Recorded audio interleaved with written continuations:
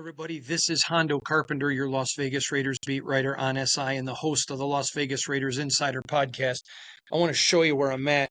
I'm inside the booth here, coach's booth, sitting at the 50-yard line here at Allegiant Stadium. And it's time to just go over and talk about the good, the bad from this game. And let's just get right to it. Raiders lose 22-19. They fall to 0-1-1 on the preseason, which is irrelevant. But I think there is some legitimate things. And let's start with the elephant in the room. Aidan O'Connell, his third interception of the preseason. And I want to, first of all, address a point that I'm not an excuse maker for Aidan. I've said last week his performance was ugly.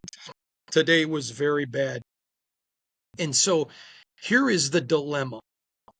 In practice, when he's with the first offensive line, he looks good. And there are times with the second offensive line where he looks good, times. But there is such a big drop off from the first offensive line to the second for the Las Vegas Raiders that it is tangible. And so he spends way too much time when he's on the field because he's not playing with the first offensive line, worried about protection. The run game is not there with the second team because the second team offensive line is just not good. So he doesn't have the benefit of a running game. And then he stares down receivers, which has been a terrible hallmark of his play the entire time he's been here. So it was not a good performance by him in the least bit. I'm not going to pretend that it was. And again, his interception, he had the best coverage he had all day, and he just stared down his receiver again and throws a pick. It was a very bad performance by Aidan. I'm not making excuses, though, because my job is not to be a fan. Let me tell you something. I could get the fan base to give me 1 million clicks if I got on here and put Aidan sucks, Aidan sucks, Aidan sucks, Aidan sucks, because that's what the fans see and what they believe. And I can totally see that his play is not good. But I don't think the guy sucks when he doesn't have an offensive line, when he's playing with the twos or the threes, and he has no running game. I mean, you have to be fair, and I am trying hard to be fair. I've said to you many times, Aidan O'Connell has not shown me enough to convince me that he's a QB1. That is still the truth. I have seen more evidence that he's not than that he could be. But I have seen enough when he's with a germane offensive line, with a productive offensive line, to say, yeah, he's a capable quarterback. Capable. So I'm not going to insult you by throwing red meat to the lions and giving you what you want. That's not why I think people come to me. It's because they want to know the truth. The truth was he wasn't good. That's fair. It's also fair to point out you are a second-string quarterback playing with a second and third-string offensive line that isn't good. I mean, the only second or third-string offensive line today who even remotely played okay was Laki Tassi, and Laki isn't even ready to make a 53-man roster. I have said to you all along, didn't think this was a playoff team. I thought 9 was the top ceiling, and it's because they don't have depth. That is the reality of this team. This offense, this first-team offense looks really good. Really, really good. But you start getting down into certain parts of the second string and certainly to the third string. Are there some guys who are coming? Yes. But they don't look good. And that's a depth issue. If this was just the ones and you knew nobody was going to get injured, I think the Raiders have a very good shot at 10 wins. But that's not the reality. It's not the game of football. So let's start right to the elephant in the room. I thought Aidan O'Connell had another bad performance. Not as bad as last week, but another bad one. But to not reference the second string offensive line and the inability to run the football would be unfair. But at the same time, to not mention on his one interception, he stared the guard down, and it was the best coverage he had the whole game. Go back and watch it. Let's talk about Cam Miller. I think Cam did some really good things today. I've said all along, he's not ready to lead an NFL team, period. He's not. And I would much rather, because I've seen Aidan with the first string offensive line in practice look really good. And so I'm the Raiders and Geno goes down, I absolutely put Aidan in there over Cam. But if Aidan gets that shot and any way remotely performs at the level he is now, then I think you go to Cam to see what you have in the kid and play for next year's draft. That's exactly how I feel. And I'm not going to insult you all by trying to have a popular take. I'm not going to try to, I have to take decades of experience doing this. I can tell you when I talk to people within the organization, is there frustration with Aidan?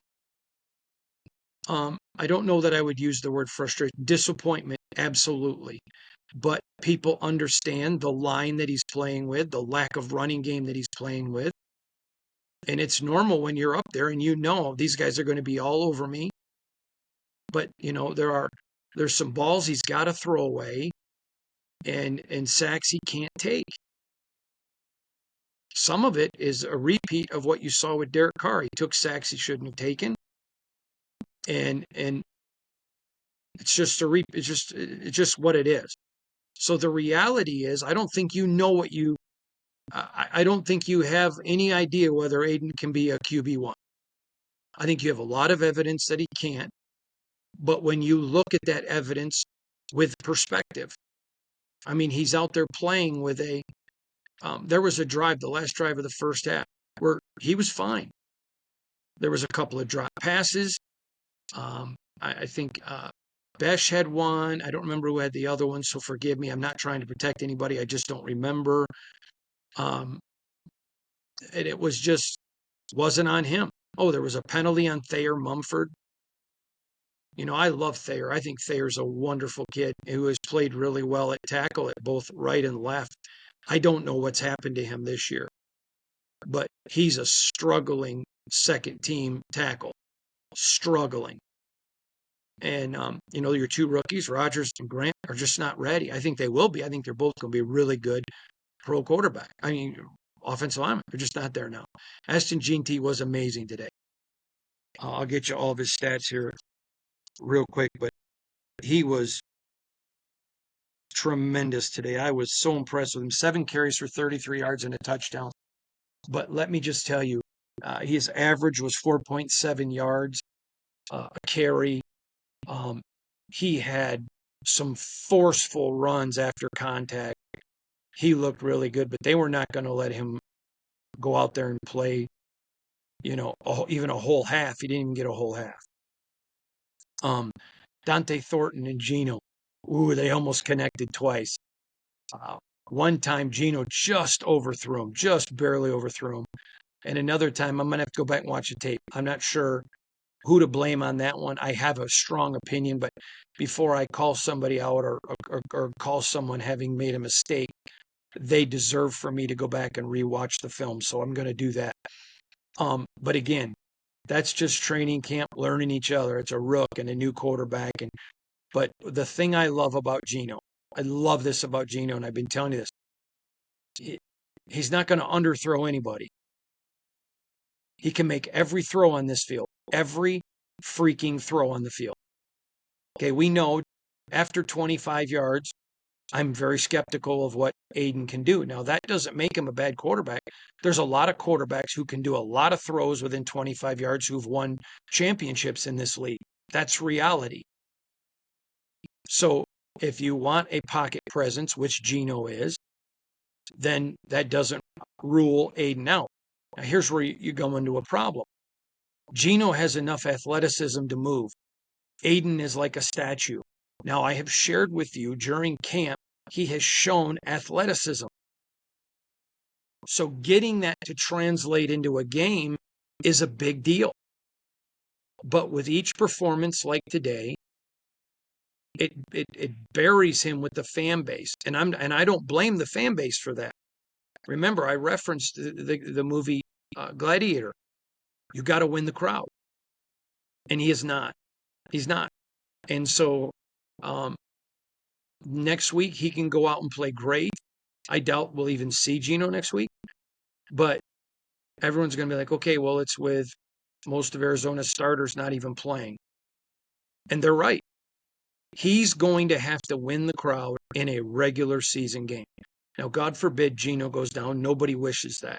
But that's where everything with him has to be built for that moment. Because if Geno were to go down, he would have that number one offensive line. But still, it doesn't change that he's staring down receivers, and it doesn't change that he's not showing any of the athleticism that we see in camp. It's very frustrating. It's frustrating for me because I understand how frustrating it is for you, the fan. You're like, man, why are you guys covering for Aidan? We're not. I'm not afraid to call out any player on this team. And what we see in practice is significantly different. And that's got to be frustrating for all of you. And I feel bad for you for that point. Caillou Blue. Well, let's just go over a couple of other things. But Ashton Jeanty, I thought, was really, really good. Raheem Mostert, I thought, looked fine. I have zero concerns about him. I want to talk about passing. Aidan O'Connell was 15 of 23. So his percentage was pretty good, 138 yards, sacked twice, 1 interception, no touchdown, QB rating 63. Geno Smith, 6 of 8, 75% completion percentage, 55 yards, 0 TDs, 0 interceptions, 93 QB rating. Cam Miller, 2 of 6, 33%, 25 yards, 0 interceptions, 1 interception, 0 touchdown, QB rating of a 7.6. So it is what it is. It's clearly Geno, and if you're a Raider fan, you are just praying he doesn't go down. Then Aidan, and then Cam. I think people that are saying, man, go Cam, I understand you're not at practice. And if you think that we're just trying to protect for Aidan, I respect that. And I can see where your opinion, even though it's wrong, is a legitimate opinion. I don't have any problems with that. What I would say, though, is this. If Geno, well, so that's the summation of where the Raiders are right now. This looks like it's a top 10 offense. But to sit here and say they've got to stay healthy the whole year, no one is going to stay healthy the entire year. It's just the game of football. And yet somehow the geniuses that run the game want to freaking run it to 18 games. That is so ignorant. If they go to 18 games and don't expand the roster, it is pure ignorance. And it's disrespecting your fans and your players for cash, in my opinion. I get it. You know what? I love the idea of more games. It's better for me. It's much better for me. But it's not good for the game. And people need to think about what's good for the game. Years ago in Major League Baseball, I don't know if it's still the case or not. I don't cover baseball. I used to cover baseball. But there was the commissioner was able to do things for what was called the best interest of the game, meaning he got to ignore the owner, got to ignore the players, do what he thought was best for the game. It's a shame football doesn't have it, because then they would need a commissioner who, for the good of the game, could say, guys, no, we need to go back to 16 games. But they're not going to do that. Caillou Blue got the start today. Pete said the last 10 days he's been shining really, really well. I thought Caillou Blue played wonderful today. I don't think he was perfect, but I thought he played wonderful today. He really played well. I asked Pete about it. He has to go watch the film, but he played really, really well. And I was very impressed with how Caillou Blue played today. Ashton Jeanty played phenomenal today. Again, Brock Bowers made a catch that he's just Bigfoot. Except that's not fair to him. Bigfoot has a poster of him on his wall. He's just a different guy. He's a different guy. Again, talking about, core performances, good performances, however you want to look at it. I think what stands out to me was the way Pete is building this team and leading this team. I have been doing this for decades.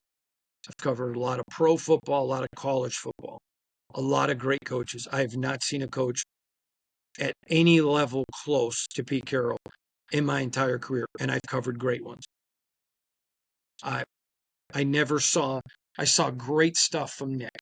Great stuff from Nick Saban. Okay, not like I see from here. Pete is an exceptional pro football coach. And where I don't think Nick's approach works in the NFL, I think he proved that. I can see why Pete's approach works at college and the pro level. A couple of other things I thought, I briefly touched on it. Laki Tassi, again, he's the only second or third string offensive lineman that I thought played relatively well. I thought he actually did some really good things. Wasn't perfect. He's literally just learning the game, but you can see it. You can see it. You can see him and Caleb Rogers as your future guards. You can see Grant as a future tackle. A couple of guys I felt like we got to talk about today was Delmar DJ Glaze the Mule. I thought he was exceptional. Just a couple of plays that in particular he made that where he's learning to trust his mind. Last year he was trusting his physicality. He's trusting his mind this year. Thought he had a really good one. I thought Colton Miller was very good today. A guy that I thought wasn't bad, I'm not saying he was bad, but he played like a rookie, was Darian Porter. He's a really, really good player. His footwork is not good. And so he'll play really, really well, and I think he's going to be a star. Okay? But he's still a rookie, and he's got to work on his footwork. Has to work on his footwork. Tommy Mellott, exceptionally good day out of him today. You saw a really nice return from him, doing exactly what you expect from him. A tremendous return from him. He was impressive. And again, I keep saying he needed to flash. He did.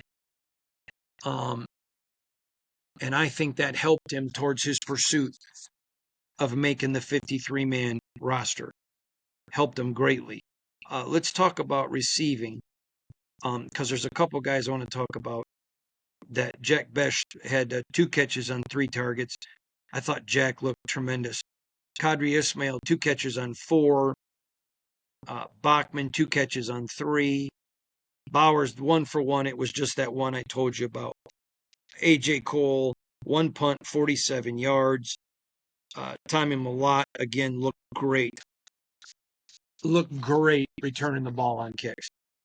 Total first downs, 24-18. That's not really a big deal to me. That's San Francisco. It would be a huge deal if it was a regular season game. But remember, they were making some situational decisions. Let's turn over and talk about the defense a little bit. I think the Raiders, I saw some people trying to make hot takes on the Raiders defense. I'm not even going to address it. Whatever. I think the Raiders defense is going to be fine. There are concerns at corner. Absolutely no doubt. No doubt. And I can tell you I would not be shocked with a Raiders trade at wide receiver or corner right now. Just telling you right now, would not be concerned at either one. I mean, would not be surprised. Would not be surprised. I don't think anything's imminent, so don't think the wink is imminent. But if they're able to make a deal, remember I told you that first. Let's talk a little bit. Chris Smith had another outstanding day. Outstanding day. He's been playing really, really well. Charles Snowden, I thought, had a very good day. I really like just his presence in the backfield. Tommy Eichenberg started slow, had a rough day, but boy, he came on strong. And he should. He should. The longer he played, he was playing lesser competition, but Tommy Eichenberg had a really, really good day. Isaiah Palomao, good day. I saw one bad play out of him. but the rest were very solid plays. My concern with the Raiders is at corner. It's not at safety. Thomas Booker, again, 3 tackles. So I was very, very impressed with what Book continues to do. And then you just kind of move down a little bit and just look at where everything went. Overall today, I think the first string offense was fine. The first string defense was fine. Considering it was a preseason game and the way that was handled, I don't have concerns there. But it's the same concern I have preached to you the entire offseason. Depth, depth, depth, depth. Remember I told you I had a very successful NFL person say to me one time, the team that wins the Super Bowl is not always the most talented. It's the deepest team. It's the team who could sustain injuries and they had good enough players to bring up or add that they were the healthiest team at the end of the year. The Raiders are clearly not that team. I know I get a lot of email every time I say it, tell me they disagree. They think this Raiders team is a Super Bowl team. You're entitled to that. My job is to give you the truth. The truth is, first team offense looks to be a top 10. Second team defense looks to be a top 15. That's a very good football team. But after that, you got a lot of concerns. Now, there are some places where you got a lot of depth. A lot of depth. And some places where you don't have any. That is the reality. I'm going to have a lot more to say on quarterback tomorrow. So please stay with me tomorrow. But we're going to talk to Pete tomorrow. Sometime in around noon Pacific. I'm going to cede to him to let him watch film. But I'm going to have a lot more to say about the quarterback position tomorrow. Please make sure you join me there. And a couple of other things that are going to stand out that I get to ask Pete about after he watches the film. So thank you for joining me for this quick recap. I appreciate you all greatly. God bless each and every one of you. Thank you for joining me again from here at Allegiant Stadium. We'll see you all tomorrow.